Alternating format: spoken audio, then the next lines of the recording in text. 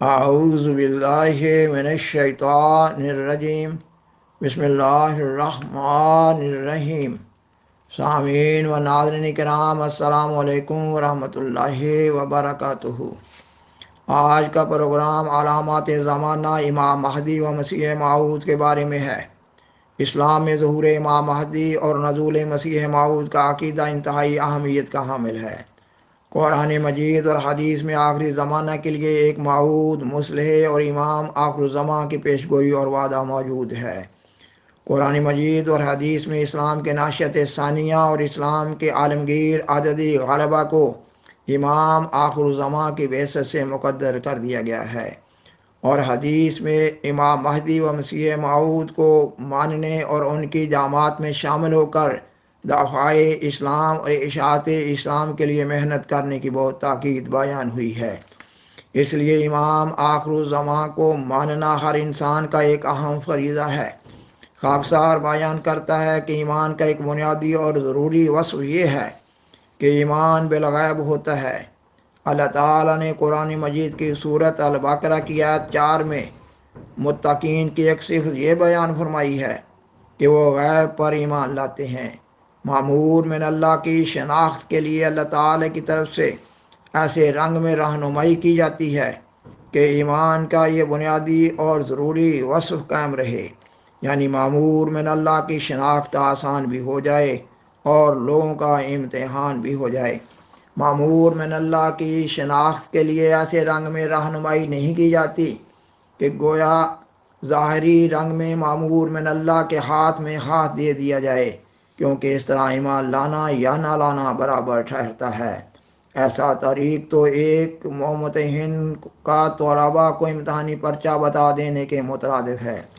جو امور کلی طور پر ظاہر ہوتے ہیں ان پر ایمان لانے کا حکم نہیں دیا جاتا، مثلا سورج، چاند، ستارے اور ہزاروں اشیاء جو ظاہر ہیں ان کے ظاہری وجود پر ایمان لانا موجب ثواب نہیں ہے۔ ایمانیات یعنی روحانی صداقتوں کے بیک وقت پوشیدہ اور ظاہر ہونے میں ہی ان کا حسن اور اعزاز ہوتا ہے۔ قرآن مجید اور حدیث میں امام مہدی و مسیح موعود کی صداقت کی شناخت کی طرف بھی ایسے ہی رنگ میں رہنمائی کی گئی ہے۔ اس اصول کے تحت تمام مامورین و مرسلین کی صداقت کو جاننا آسان ہو جاتا ہے۔ اگر کسی بھی مذہب والے نے کسی ایک نبی کو بھی بعد غور و فکر اور دلائل سے مانا ہو تو اس کے لیے کسی بھی صداقت کو پانا مشکل نہیں ہوتا، مگر کوئی ایسا شخص جس کی کسی صداقت کے بارے میں اپنی کوئی ذاتی تحقیق نہیں ہے، اس کے لیے امام آخر الزمان کی صداقت کو جاننا بہت مشکل ہے، کیونکہ وہ شخص جس کی کسی صداقت کے بارے میں اپنی ذاتی تحقیق نہیں ہے تو اس کا ایمان رسمی و اسمی ہے، گو وہ تمام نبیوں پر ایمان لانے کا دعوے دار ہو۔ سامعین و ناظرین کرام، قرآن مجید اور حدیث میں امام مہدی اور مسیح موعود کے زمانہ کی علامات اس طرح بیان ہوئی ہیں جس طرح ایک زنجیر میں ایک تسلسل ہوتا ہے۔ ایک ہی زمانہ میں مختلف علامات ایک دوسرے کے ساتھ ساتھ چلتی چلی جا رہی ہیں۔ مثلا مسلمانوں کی مذہبی، اخلاقی، علمی اور عملی حالت، دنیا کی مالی، سیاسی، تمدنی، جسمانی حالت اور نسلی تناسب، آسمانی کروں کی کیفیت، زمینی تغیرات وغیرہ وغیرہ۔ ان علامات کا خاصہ یہ ہے کہ یہ سب علامات اپنی ارتقائی مراحل میں سے گزرتی ہوئی اس آخری زمانے میں یکجائی طور پر ظاہر ہو کر امام مہدی و مسیح موعود کی صداقت کی طرف رہنمائی کر رہی ہیں۔ بعض لوگ ان علامات کے مقاصد کو بھی غلط ملت کرنے کی کوشش کرتے ہیں۔ مثلا ایسے لوگ کہتے ہیں کہ یہ علامات قیامت ہیں، حالانکہ علامات قیامت اور ہیں اور علامات قرب قیامت اور ہیں۔ اگر ان علامات کو علامات قیامت قرار دے دیں تو پھر سوال پیدا ہوتا ہے کہ علامات قرب قیامت یعنی زمانہ امام مہدی و مسیح موعود کی علامات کیا ہیں؟ اصل حقیقت یہ ہے کہ قرآن مجید ایک ظلم عارف کتاب ہے۔ کسی بھی آیت کا سیاق و سباق اس آیت کے معنی و مفہوم کو متعین کر رہا ہوتا ہے۔ قرآن مجید کا یہ اعجاز ہے کہ ان مطالب میں باہم دیگر تضاد نہیں ہوتا، بلکہ یہ تمام مطالب ایک دوسرے کو تقویت دے رہے ہوتے ہیں۔ قرآن مجید کی اس مذکورہ حقیقت اور ہدایت کی روشنی میں واقعات قیامت اور آثار قیامت یعنی علامات زمانہ امام مہدی و مسیح موعود کو سمجھنے کی ضرورت ہے۔ ان میں سے بعض علامات کا ظہور قرب قیامت کے زمانہ میں بھی ہوگا اور قیامت کو بھی ہوگا۔ قرآن مجید اور حدیث مبارکہ میں قیامت کا لفظ وسیع معانی کے لیے بولا گیا ہے۔ قیامت کا ایک معنی قیامت کبریٰ کا ہے۔ کسی نبی کی بعثت اور نبی کی جماعت کی کامیابی اور فتح کو بھی قیامت کہا گیا ہے۔ انبیاء علیہ السلام کے دشمنوں کی ناکامی کو بھی قیامت کہا گیا ہے۔ قیامت کا ایک معنی کسی قوم کی ترقی کرنے کا بھی ہے، ایک معنی کسی قوم کے تنزل کا بھی ہے، ایک معنی کسی فرد کی موت کا بھی ہے۔ صحیح بخاری کتاب الرقاق میں ایک حدیث ہے کہ سیدنا حضرت محمد صلی اللہ علیہ وسلم نے اپنی 2 انگلیوں کو جوڑ کر دکھاتے ہوئے بیان فرمایا کہ میرا اور قیامت کا زمانہ اس طرح ساتھ ملا ہوا ہے جس طرح یہ 2 انگلیاں۔ پھر علامات زمانہ امام مہدی و مسیح موعود کا ایک وسیع سلسلہ ہے۔ ان علامات کو بھی اپنے ارتقائی سفر میں سے گزرنا ہے۔ ایسا نہیں ہے کہ رات کو سوئے اور صبح ان تمام علامات کا ظہور ہونا شروع ہو جائے گا۔ حدیث کی کتاب مشکات میں ایک روایت اس طرح ہے کہ سیدنا حضرت محمد صلی اللہ علیہ وآلہ وسلم فرماتے ہیں، الآیات بعد المئتین، یعنی امام مہدی و مسیح موعود کے زمانہ ظہور کی نشانیاں 12ویں صدی کے گزرنے پر ظاہر ہونی شروع ہو جائیں گی۔ بزرگان سلف نے اس حدیث کی تشریح میں لکھا ہے کہ المئتین کا الف لام اس عہد کے لیے ہے جو 1000 کے 200 سال بعد کا ہے، یعنی 1200 کے بعد کا۔ حدیث کی کتاب سنن ابن ماجہ کے حاشیہ پر بھی یہ مضمون بیان ہوا ہے۔ سامعین و ناظرین کرام، اللہ تعالیٰ اور اس کے انبیاء علیہ السلام کے کلام میں محکمات بھی ہوتے ہیں اور متشابہات بھی ہوتے ہیں۔ علامات زمانہ امام مہدی و مسیح موعود بھی کئی ایک انواع پر مشتمل ہیں۔ کئی ایک علامات موٹے طور پر زمانہ امام مہدی و مسیح موعود کی نشاندہی کر رہی ہیں، کئی ایک علامات اہل علم کی رہنمائی کر رہی ہیں اور کئی ایک علامات عوام الناس کی رہنمائی کر رہی ہیں۔ سیدنا حضرت مرزا غلام احمد قادیانی امام مہدی و مسیح موعود علیہ السلام نے اپنی کئی ایک کتب میں ان علامات کا ذکر فرمایا ہے۔ سیدنا حضرت خلیفۃ المسیح ثانی رضی اللہ تعالیٰ عنہ نے حدیث میں مذکورہ علامات کی روشنی میں اپنی کتاب دعوت الامیر میں قدر تفصیل سے ایک مضمون پیش کیا ہے۔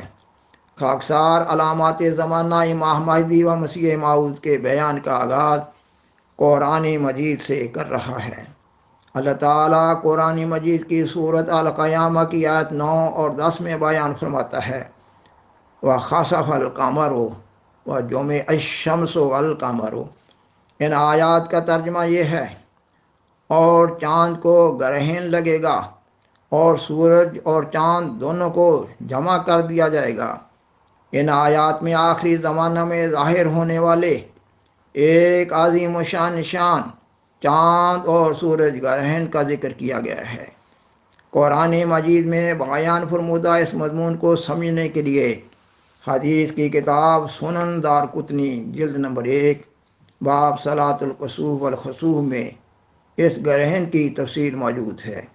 سیدنا حضرت محمد رسول اللہ خاتم الانبیاء صلی اللہ علیہ وآلہ وسلم فرماتے ہیں کہ اِنَّا لِمَحْدِثِینَ آیَتَینِ لَمْ تَکُونَا مُنذُ خَلْقِ السَّمَاوَاتِ وَالْأَرْضِ يَنْکَسِفُ الْقَمَرُ لِأَوَّلِ لیلۃ من رمضان وتنکسف الشمس فی النصف منہ۔ ترجمہ یہ کہ ہمارے مہدی کی صداقت کے دو نشان ہیں، اور جب سے آسمان اور زمین بنی ہے صداقت کے یہ دونوں نشان کسی کے لیے ظاہر نہیں ہوئے۔ رمضان میں چاند کو چاند گرہن کی راتوں میں سے پہلی رات کو، اور سورج کو سورج گرہن کے دنوں میں سے درمیانے دن کو گرہن لگے گا۔ اس حدیث کی پیشگوئی کے مطابق یہ گرہن 1894 میں زمین کے مشرقی کرہ کے لیے لگا۔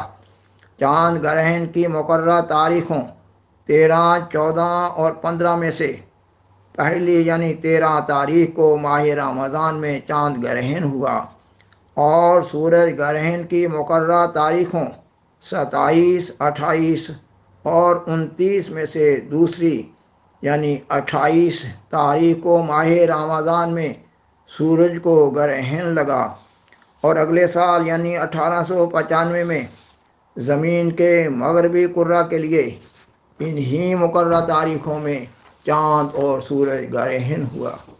سامعین و ناظرین کرام، جس زمانے میں چاند اور سورج گرہن کا واقعہ رونما ہوا، اس وقت سیدنا حضرت مرزا غلام احمد قادیانی علیہ السلام کا دعویٰ الہام الہی کی بنیاد پر امام مہدی و مسیح موعود ہونے کا تھا۔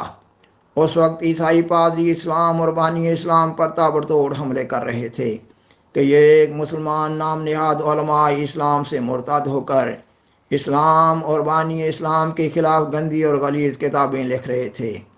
ان مرتدین میں سے بعض نام نہاد علماء قرآن مجید پر کئی قسم کے لغو اعتراضات کر رہے تھے، اور وہ قرآن مجید کی فصاحت و بلاغت پر خاص طور پر معترض تھے۔ سیدنا حضرت مرزا غلام احمد قادیانی امام مہدی و مسیح موعود علیہ السلام نے ان حالات میں عیسائی پادریوں اور اسلام سے مرتد ہونے والے نام نہاد معترض علماء کے قرآن مجید پر اعتراضات کے رد میں عربی زبان میں کتاب نور الحق لکھی۔ آپ علیہ السلام نے یہ کتاب عربی زبان میں لکھنے کی وجہ بیان کرتے ہوئے فرمایا کہ مرتدین از اسلام نئے عیسائی پادری اپنے آپ کو بہت بڑا عالم ظاہر کر رہے ہیں، اور وہ قرآن مجید کی فصاحت و بلاغت پر اعتراض کر رہے ہیں۔ آپ علیہ السلام نے ان کو چیلنج کیا کہ اگر وہ اپنے اس دعویٰ میں سچے ہیں کہ وہ عالم ہیں اور عربی زبان جانتے ہیں تو اس کی کتاب نور الحق کے بالمقابل عربی زبان میں کتاب لے آئیں۔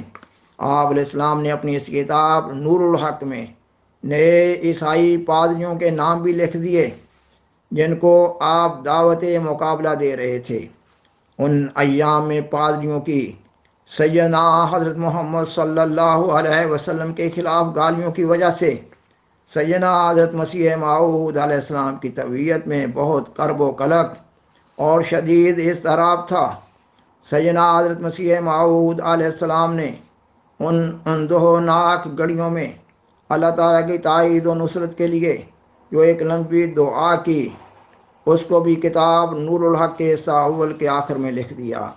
آپ علیہ السلام نے اللہ تعالیٰ سے دعا کی کہ اے اللہ تعالیٰ، آج ہماری اسی طرح تائید و نصرت فرما جس طرح تو نے اپنے پیارے رسول صلی اللہ علیہ وآلہ وسلم کی بدر کے دن تائید و نصرت فرمائی تھی۔ سیدنا حضرت مسیح موعود علیہ السلام کی اس دعا میں سے چند ایک فقرے بیان کیے جا رہے ہیں۔ عربی عبارت سے اردو ترجمہ: اے خدا، تو آسمان سے میرے لیے نصرت نازل فرما اور مصیبت کے وقت اپنے بندے کی مدد کے لیے آ۔ تو میری ایسی نصرت فرما جیسی تو نے اپنے رسول مقبول صلی اللہ علیہ وآلہ وسلم کی بدر کے دن فرمائی، اور اے اللہ ہماری حفاظت فرما، تو سب حفاظت کرنے والوں سے بہتر حفاظت کرنے والا ہے۔ اے اللہ تو رب الرحیم ہے۔ اے اللہ تو نے اپنی ذات کے لیے اپنے بندوں پر رحمت کرنا فرض کر رکھا ہے۔ اے اللہ ہمیں بھی اپنی اس رحمت سے حصہ دے۔ اے اللہ اپنی نصرت دکھا۔ اے اللہ ہم پر رحم کر اور شفقت کے ساتھ ہم پر توجہ فرما، تو سب رحم کرنے والوں سے بڑھ کر رحم کرنے والا ہے۔ خاکسار بیان کرتا ہے کہ آپ علیہ السلام کی اس مذکورہ دعا پر ایک ماہ ہی گزرا ہوگا کہ اللہ تعالیٰ نے یہ دعا قبول فرما لی، اور قرآن مجید کی صورت القیامہ اور حدیث دار قطنی کے مطابق ماہ رمضان میں چاند اور سورج گرہن کی مقررہ تاریخوں میں یہ گرہن لگا، اور آپ علیہ السلام کی صداقت کا یہ ایک عظیم الشان نشان ظاہر ہوا۔ چاند اور سورج گرہن کے واقعہ کے بعد سیدنا حضرت مسیح موعود علیہ السلام نے کتاب نور الحق کا حصہ دوم لکھا۔ آپ علیہ السلام اپنی کتاب نور الحق کے حصہ دوم میں چاند اور سورج گرہن کے واقعہ کو قرآن مجید اور حدیث کی پیشگوئی کے تحت قدر تفصیل کے ساتھ پیش فرمایا۔ سامعین و ناظرین کرام، علامات زمانہ امام مہدی و مسیح موعود کا مضمون ابھی جاری ہے۔ بالآخر درخواست ہے کہ برائے مہربانی اس پروگرام کو دوسروں سے شیئر کریں اور آدرائے کرم اس چینل کو سبسکرائب کریں۔ جزاکم اللہ تعالی احسن الجزاء، وآخر دعوانا ان الحمد للہ رب العالمین، والسلام علیکم ورحمۃ اللہ وبرکاتہ۔ شکریہ۔